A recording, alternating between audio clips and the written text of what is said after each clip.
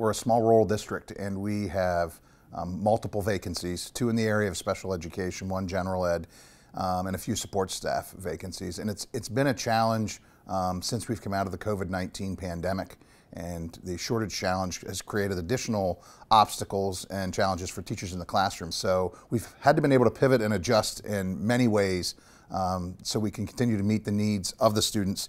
One of the biggest challenges we've had is being able to provide professional learning opportunities for our teachers in the classroom during the school day. And we've been limited in our ability to free teachers up to do those activities because of the lack of substitutes on our substitute list to cover classrooms.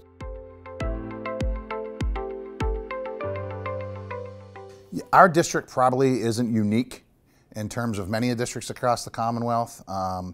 Although we continue to get record amounts of funding, whether it's through the state or through the federal government, our cost gap continues to grow exponentially much more quickly and higher as we are addressing needs within the district.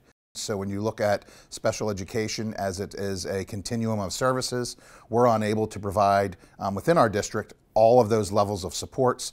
So it becomes a challenge when you're looking at placement options. Sometimes for kids with higher needs, the cost to educate those students increases, which has a drastic impact on your budget. In the area of cyber school, we are a school district like many across the Commonwealth. We have our own cyber program. However, our numbers of students who are entering independent cyber schools continues to increase. As a superintendent, I continue to support the idea of school choice. I just think we need to look at how the funding mechanism that is currently in place is impacting local school districts. So in those 2 areas, from a budgetary standpoint, that's where we've seen the largest hit in terms of, yes, our revenue, in terms of what we're getting from state and federal government may be increasing, but the special education service provisions that we have to provide and the cyber school costs continue to grow even faster.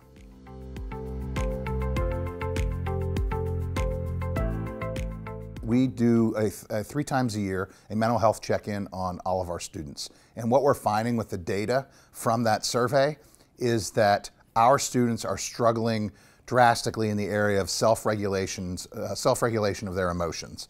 That's true across grades 3 through 12 where we administer that program. So self-regulation is a big issue. Some of the programs we have in place, students are identifying themselves that they're struggling with parental relationships and issues that they're dealing with in terms of their parents.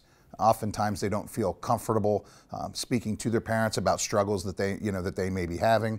We have a specific class where we implement a curriculum called Second Step, where students learn specifically about specific social and emotional issues that they will deal with as students and how they can take those skills that they learn here and move them with them beyond their school life. We found that to be very successful. That's assisted us in terms of addressing such issues as bullying in the district.